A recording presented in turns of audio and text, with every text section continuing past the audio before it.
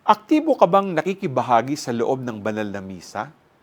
Sa ating gospel, makikita natin ang alab ng pagmamahal ni Jesus para sa templo, ang tahanan ng kanyang ama. Nagalit si Jesus dahil ginawa nila ang templo bilang den of thieves at dahil ninakaw nila sa Diyos ang dapat na ibinibigay sa Kanya. At ito ay ang buong puso at buong diwang pagsasamba. Inaalala rin natin sa araw na ito si Saint Cecilia, the patroness of sacred music.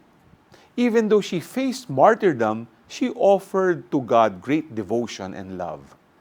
Habang siya ay dinadala sa lugar kung saan siya papaslangin, nag-alay siya ng isang makapusong awitin para sa Diyos.